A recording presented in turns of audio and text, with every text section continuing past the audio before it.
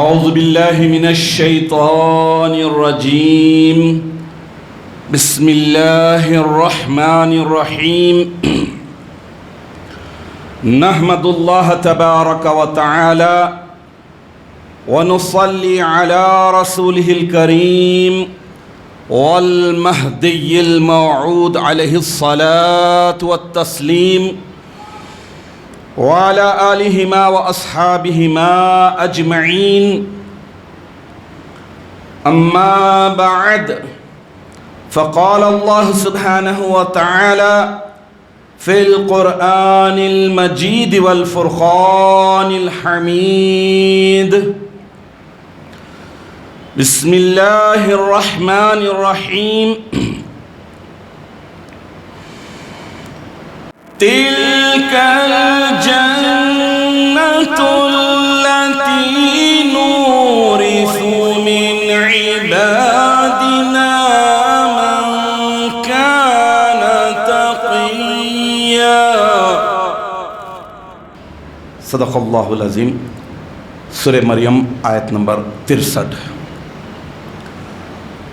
عزیزان محترم، جب تک ہم یہ بات سمجھ نہیں پائیں گے اس وقت تک دنیا کی حقیقت سمجھ میں نہیں آئے گی، اور جب دنیا کی حقیقت سمجھ میں نہ آئے گی تو پھر آخرت کے تعلق سے لاپرواہی اور بے خبری یقینی بات ہو جاتی ہے۔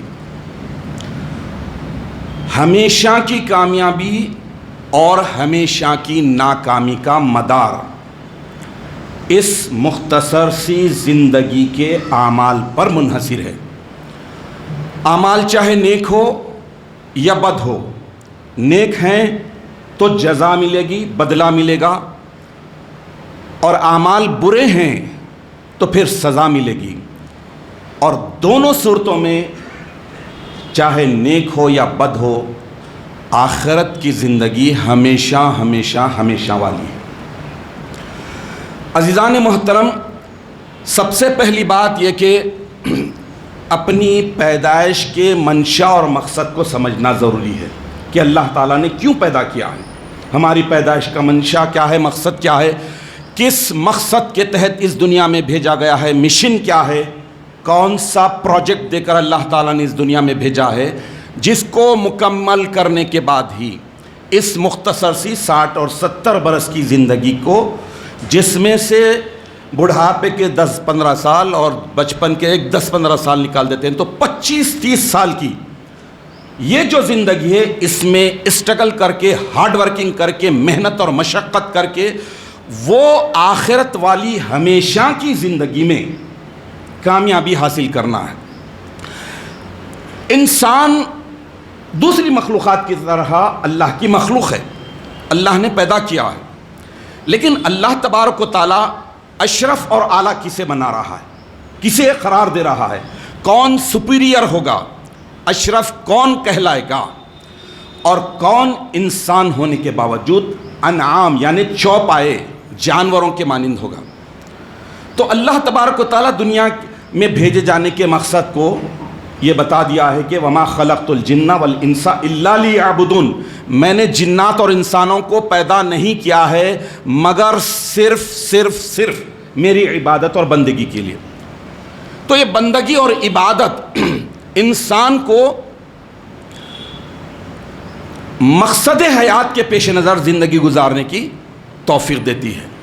عزیزان محترم، یہ تیسرا دہا رمضان المبارک کا، یہ تیسرا فیس، 10 دن جن میں سے 3 دن جا چکے ہیں، اور یہ 10 دن بڑے اہم ترین ہیں۔ وَهُوَ شَهْرٌ أَوَّلُهُ رَحْمَةٌ وَأَوْسَطُهُ مَغْفِرَةٌ وَآخِرُهُ عِتْقٌ مِّنَ النَّارِ۔ تیسرا دہا دوزخ کی آگ سے آزادی کا ہے۔ تو جیسا کہ کل کے بیان میں دوزخ کی ہولناکیاں، دوزخ کی تباہیاں، دوزخ میں جو انسان بھگتے گا اس کا بہت ہی مختصر میں، شارٹ میں آپ کے سامنے بیان کیا گیا، اور یہ بتایا گیا کہ واقعی اپنے گناہوں کو کنفیس کرتے ہوئے، اعتراف اور اقبال کرتے ہوئے، قبول کرتے ہوئے جب بندہ اللہ تعالیٰ سے اپنے گناہوں کی معافی چاہتے ہوئے سچے مومن ہونے کی حیثیت سے جب ایک آنسو بہاتا ہے تو وہ کتنا طاقتور ہوتا ہے، جو دوزخ جیسی بھینکر آگ کو بجھانے کی طاقت رکھتا ہے۔ لیکن اتنا سننے کے بعد ہمیں آرام کی نیند نہیں سونا ہے، بلکہ اس طاقتور آنسو کو پیدا کرنے کی کوشش میں پوری زندگی گزارنا ہے۔ بھائی ایک وقت آنسو بہا لیے، پھر اس کے بعد زندگی کرپ جا رہی ہے، خلاف جا رہی ہے، تو پھر وہ آنسو لانا چاہیے، پھر وہ تڑپ، وہ محنت۔ تو یہ جو طاقتور ترین آنسو ہوتا ہے، یہ اللہ تعالیٰ کی توفیق کے دروازے کھلنے پر، گناہوں کو ماننے پر، اللہ کی کبریائی، اللہ کے عتاب اور عذاب کو جاننے کے بعد، دوزخ کی ہولناکیوں کو سمجھنے کے بعد یہ طاقتور آنسو نکلتا ہے۔ میں نے اب آپ آج جو ہے جب دوزخ کا ذکر ہوا تو آج جنت سننا چاہیے۔ جنت کی آسائش ہے، دوزخ بھی برحق ہے، جنت بھی برحق ہے۔ تو جنت اللہ تعالیٰ کس کے لیے بنائے ہیں؟ اتنی بڑی بڑی نعمتیں اللہ تعالیٰ نے کس کے لیے رکھے ہیں؟ انعامات اللہ تعالیٰ جنت کے کیسے کس کے لیے سجائے ہیں؟ تو یہ جاننا بہت ضروری ہے۔ میں نے سورہ مریم کی ایک آیت شریفہ پڑھی ہے۔ ویسے اگر جنت کے تعلق سے دیکھا جائے تو پورے قرآن پاک میں جنتن کا لفظ 66 ٹائم آیا ہے، 66 جگہ آیا ہے۔ آسائشوں کے تذکرے کے ساتھ نعمتیں جو ملنے والی ہیں، وہاں کی جو لگژری لائف ہے، وہاں کی جو نعمتیں ملنے والی، اور جناتن جمع کے ساتھ جنتیں، یہ جو ہے 69 ٹائم 69 جگہ آیا ہے۔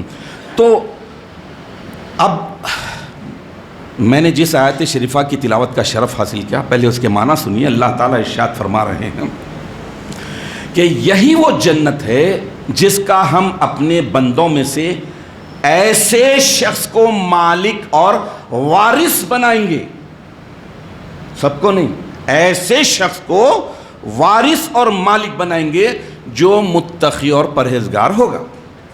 کلیئر ٹائٹل ہے، کوئی الگ بات نہیں۔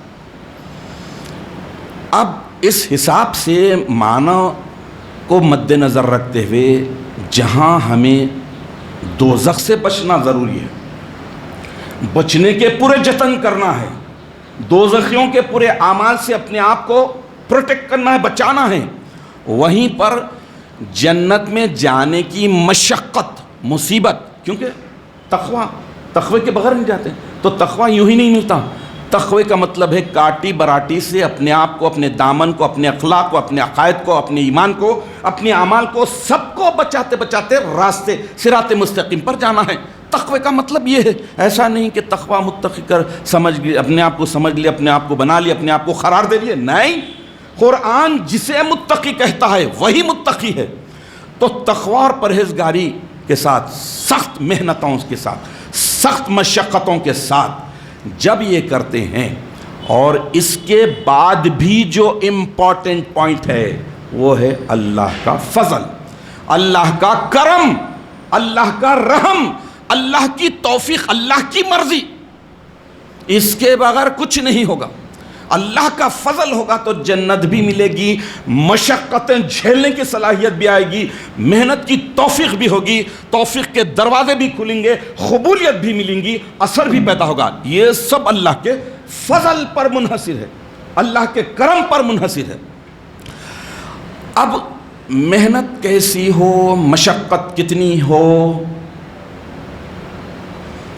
آدمی کیسے جنت میں جائے گا؟ اتنا بڑا پلانٹ اللہ تبارک و تعالیٰ نے، اتنی بڑی دنیا، اتنی بڑی کائنات پیدا کیا ہے، اس میں آسائشیں ایسی ہیں کہ ایک یہاں پر دنیا میں کیے جانے والے عمل کے بدلے میں اللہ تعالیٰ جب وہاں پر، احادیث کے خلاصے کے حساب سے سنا رہا ہوں کہ وہاں پر اگر کوئی محل دیتے ہیں تو دنیا سما جاتی ہے اس محل میں، دنیا پوری۔ اب یہ جو دنیا ہے جس پر ناز کرتے ہیں، جس پہ مٹکتے ہیں، جس پہ مستی کرتے ہیں، جس پہ سمجھتے ہیں کہ یہ دنیا، وہ محل کے کونے میں پڑے رہے گی وہ دنیا۔ اتنا بڑا اللہ تعالیٰ کرم کرے، اتنا بڑا پلانٹ، اتنی بڑی نعمتوں والی جنت کو بنائے ہیں۔ تو مشقت محنت کتنی ہونی چاہیے. میں ایک حدیث رکھتا ہوں، طبرانی میں آئی ہے، حضرت عتبہ بن عبداللہ رضی اللہ تعالیٰ عنہ سے مروی ہے. حضور اکرم نبی مکرم صلی اللہ تعالیٰ علیہ وسلم ارشاد فرماتے ہیں، ذرا کان کھول کر سنیے، کئی مرتبہ ہم سنائے ہیں یہ حدیث. اللہ کے نبی ارشاد فرماتے ہیں کہ لو انا رجلا یخر علی وجہہ من یوم ولدا الی یوم یموت حرما فی طاعت اللہ فحقرہ یوم القیامہ. یعنی اگر کوئی آدمی اپنی پیدائش سے بوڑھا ہو کر مرنے تک اللہ کی اطاعت اور فرما برداری میں سجدے میں پڑا رہے تو قیامت کے دن اپنا یہ عمل بہت حقیر جانے گا، بہت تھوڑا جانے گا. طبرانی کی حدیث ہے، اللہ کے نبی کا فرمان. یعنی پیدا ہونے سے لے کے مرنے تک اطاعت میں اللہ کی پڑا ہوا ہے. تو فحقرہ، اللہ کے نبی فرمانے کہ وہ حقیر جانے گا. کون؟ جو محنت کیا، مشقت کیا. کتنی مشقت اٹھائی پیدا ہونے سے لے کے مرنے تک. تو پھر compare to me, compare to your کریے، کمپیئر کریے، میچ کریے میرے آپ اپنی زندگیوں سے قرآن سے. کیا کر رہے ہیں، کتنا کر رہے ہیں، کتنا تقویٰ ہے. عزیزان محترم، واقعی اللہ تبارک و تعالیٰ قرآن پاک میں جنتیوں کو ملنے والی آسائشیں، راحت، سکون، اطمینان جو ہمیشہ کی ہے، دائمی ہے. دنیا کا غم، دنیا کی تکلیف، دنیا کی مصیبت، دنیا کی موت، دنیا کی بیماری، یہ سب عارضی ہے. موت ایک وقت آئے گی، ختم. نہ وہاں پر موت، نہ وہاں پر تکلیف، نہ وہاں پر زحمت، نہ وہاں پر عمل کی مشقت، نہ وہاں پر جواب دینے کی، صرف عیشی ہے، آرام ہی آرام، سکون ہی سکون. اب اس جنت کو پانے کے لیے جنت کا مالک حقیقی اللہ رب العالمین آسائشوں والی یہ جنت کو تیار کر دیا. کرنے کے بعد مالک وارث اونر بنا رہا ہے اپنے بندوں میں سے. کس کو؟ وہ بات اہم ہے. کس کو بنا رہا ہے؟ اونرشپ ڈاکومنٹ کسے ہینڈ اوور کر رہا ہے اللہ تعالیٰ؟ من عبادنا من کانا تقیا، جو متقی ہو، پرہیزگار ہو. میرے بندوں میں سے جو متقی اور پرہیزگار ہوگا، ڈرے گا، تو ان کے لیے ہے. اب دیکھیے کہ آج کل کیا ہو گیا، عمومی طور پر یہ سوشل میڈیا، اور سوشل میڈیا سے پہلے ٹی وی کا دور تھا. ARY پاکستانی چینل، وہاں دیکھ لیے، یہاں دیکھ لیے، اتنے مرتبہ وہ پڑھو جنت مل جاتی. باپ کی میراث ہے، یہ پڑھ لیے جنت مل جاتی، جنت مل جاتی ہے، جنت کی آسائشیں ہو، فلاں یہ پڑھ لو، وہ پڑھ لو، وظیفوں میں اس میں پھنسا کے رکھ دیا امت کو. لیکن آپ اور ہم اس مبارک قوم میں ہیں جہاں کا کوئی بھی عمل رخصت والا نہیں، نیچے والا نہیں. ہر عمل اوپر والا، ہر عمل عالیت والا، ہر عمل سپیریئر، ہر عقیدہ سپیریئر. میں ایک فرمان رکھتا ہوں مولا علی ابن ابی طالب اسد اللہ الغالب کرم اللہ وجہہ الکریم کا، کہ دیکھیں یہ بھی عارفوں کے امام ہیں، کتنی بڑی پتے کی بات فرماتے ہیں. مولا علی ارشاد فرماتے ہیں کہ میں عبادت اور بندگی جنت کے شوق میں نہیں کرتا، یہ تجارت ہے، یہ ڈیلنگ ہے. نہ میں عبادت اور بندگی دوزخ کے خوف سے کرتا ہوں، یہ غلامی ہے. میں عبادت اور بندگی صرف اور صرف اس لیے کرتا ہوں کہ اللہ کی ذات ہی ایک ایسی واحد ہے جو صرف اور صرف وہی عبادت کے لائق ہے. یہی عالیت کا مذہب ہے جو مولا علی فرما رہے ہیں. عالیت بولے تو یہی، جنت کے شوق میں نہیں، دوزخ کے خوف میں نہیں، بلکہ یہ جاننا چاہیے کہ عبادت اور بندگی کے لائق اگر کوئی ایک ذات ہے تو وہ صرف اور صرف اللہ کی ذات ہے. عزیزان محترم،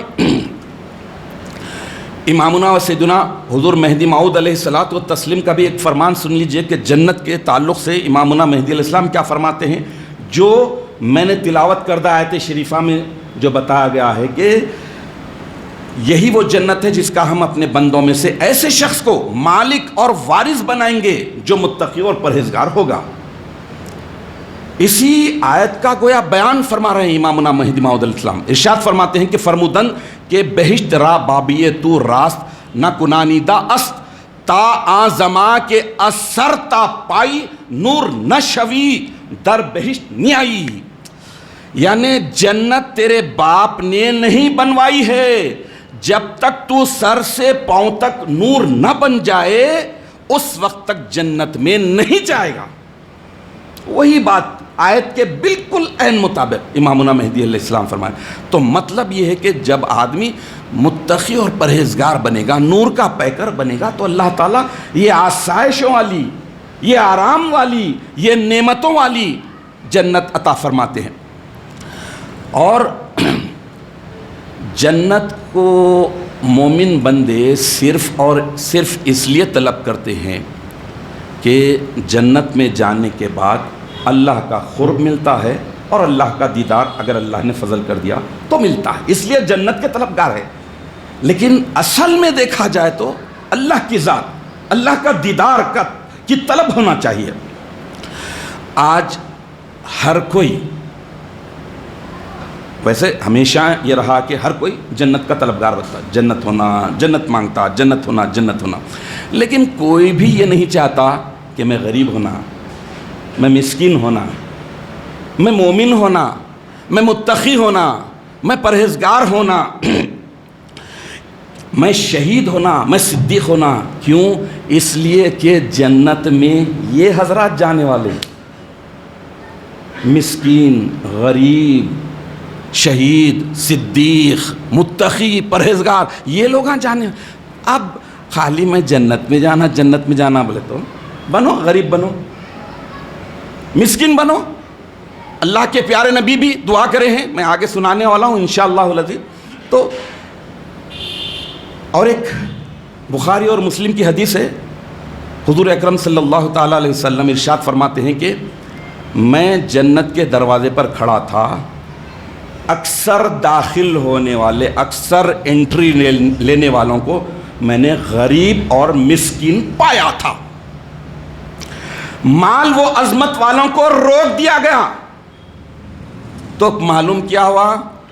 ہمیں جنت چاہنے کے لیے، جنت کے طلبگار بننے کے لیے پہلے مسکین بننا پڑے گا، مسکین کی دعا کرنی پڑے گی، غریب ہونے کی دعا کرنی پڑے گی، صدیق، سچ کہنے والے بننا چاہیے، قرآنی ورڈ ہے، شہید ہونے کی تمنا ہونا، اللہ کے راستے میں کسی بھی حساب سے ہو، شہید ہونے کی تمنا رکھنا چاہیے۔ تو ان کی انٹری، ان کا داخلہ تو بہت پہلے ہوتا ہے۔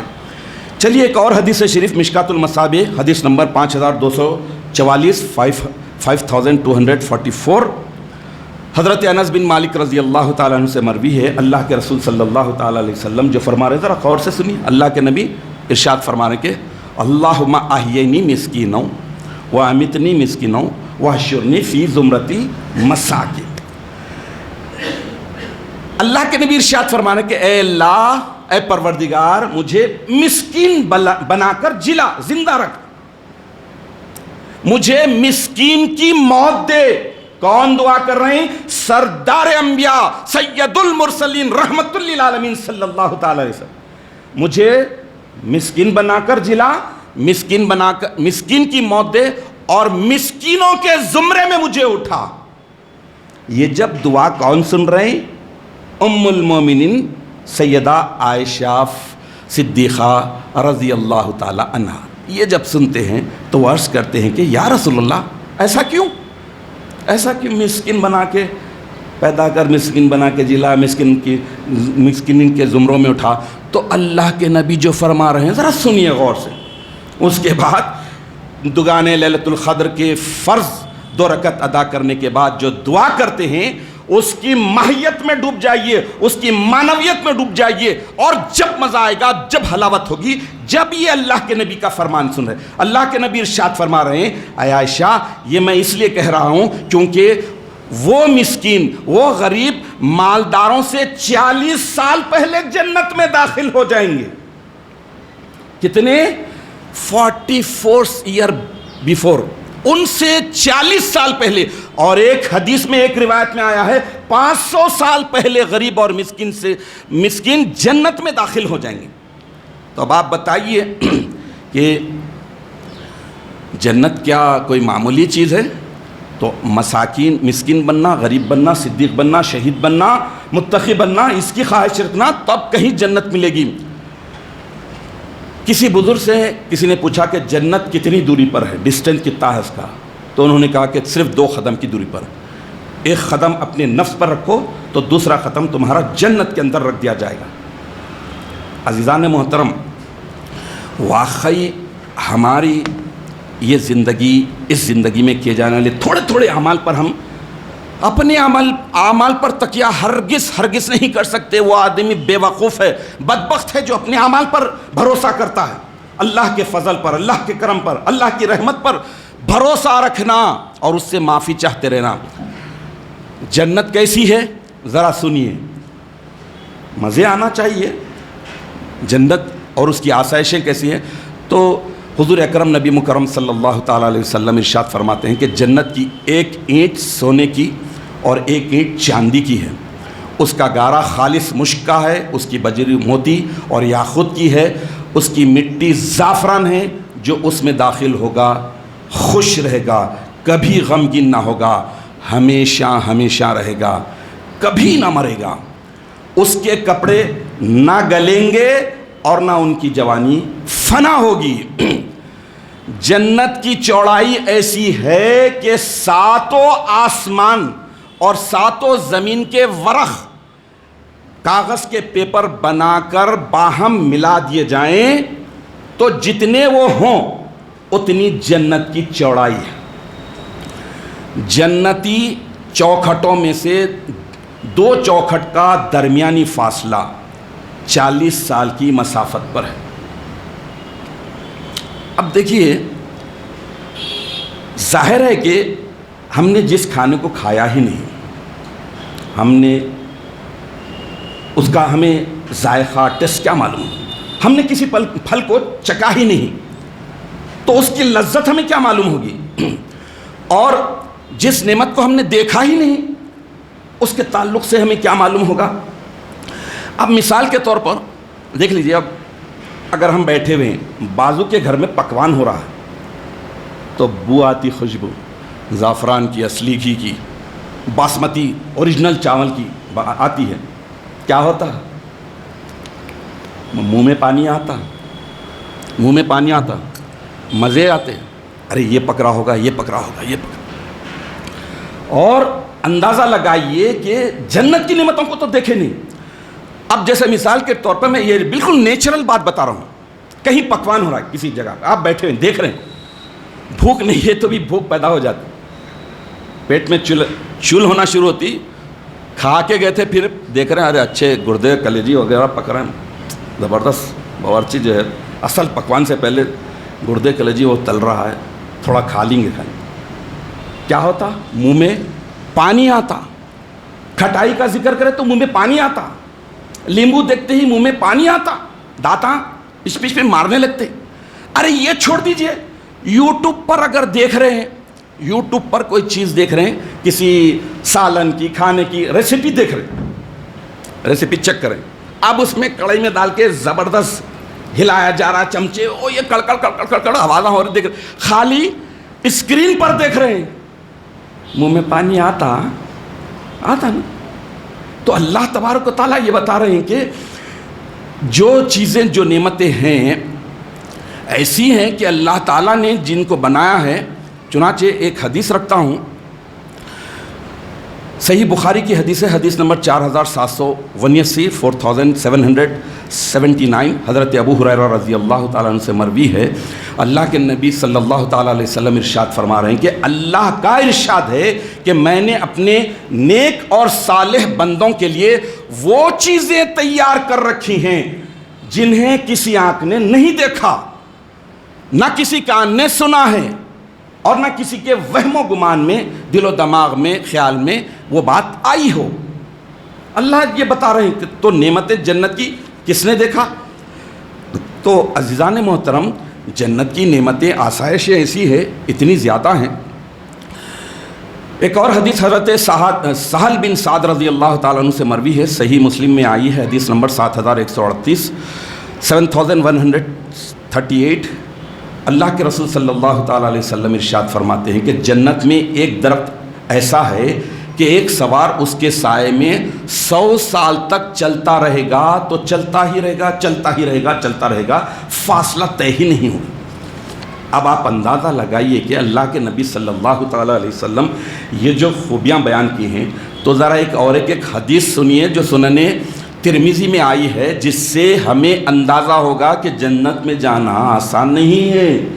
مشقتیں، مصیبتیں جھیلنا پڑے گا، ایسی مصیبتیں، ایسی مشقتیں جس سے روح کانپ جائے. حدیث نمبر 2559 2559 حضرت انس بن مالک رضی اللہ تعالیٰ عنہ سے مروی حدیث ہے. اللہ کے نبی صلی اللہ تعالیٰ علیہ وسلم ارشاد فرما رہے ہیں کہ جنت ناپسندیدہ اور تکلیف دہ چیزوں سے گھری ہوئی ہے، مشقت والی، مصیبت والی، جو نفس کو پسند نہیں ہے ان سے گھری ہوئی ہے، اور جہنم شہوتوں سے، لذتوں سے، خواہشوں سے گھری ہوئی ہے. تو مطلب یہ ہوا کہ شہوتوں کے، لذتوں کے پجاری بنیں گے تو سیدھا جہنم میں، مشقتیں، مصیبتیں جھیلیں گے، تکلیفیں اٹھائیں گے تو ٹھکانہ جنت بننے کا امکان ہے. عزیزان محترم، دیکھیے جنت کی جیسا نعمتوں کے تعلق سے آیا ہے کہ کسی کان نے سنا نہیں، کسی آنکھ نے دیکھا نہیں، کسی کے دل و دماغ پر اس کا وہم و گمان نہیں گزرا. اب ملائکہ کے سردار حضرت جبرائیل امین علیہ السلام ہیں. حضرت جبرائیل امین علیہ السلام کو اللہ تعالیٰ نے ایک مرتبہ حکم دیا کہ اے جبرائیل، میں نے جنت عدن بنا دی ہے، تخلیق کر دی ہے، چل جا کے سروے کر کے دیکھ کیا جنت بنائی ہے. ڈرونی جگہ تو تھی نہیں، بہترین جگہ آسائشیں کی، جنت عدن جس کا قرآن میں بھی ذکر ہے. تو جبرائیل امین علیہ السلام حکم کی تعمیل میں جنت عدن گئے، سیر کی، دیکھا، ادھر دیکھا، ادھر دیکھا، اللہ کی کبریائی ثنا بیان کر رہے ہیں، کیا تو نے یہ تخلیق کی ہے. جنت عدن ایسی بڑی جنت بنائی ہے، اس میں محلات ہیں، فلاں ہے، سب کچھ ہے. اب اس ایک محل کی ایک ونڈو سے ایک حور جھانک رہی تھی. جبرائیل کو سروے کرتے دیکھا تو مسکرا دی، اس کے دانت باہر آ گئے، اور دانت کی چمک سے پورا جنت عدن ایسا منور ہو گیا، ایسا منور ہو گیا. جبرائیل امین علیہ السلام سمجھے کہ اللہ کا دیدار، اللہ کی تجلیات ہے، فوراً سجدے میں گر گئے اور اللہ کی حمد و ثنا بیان کرنے لگے.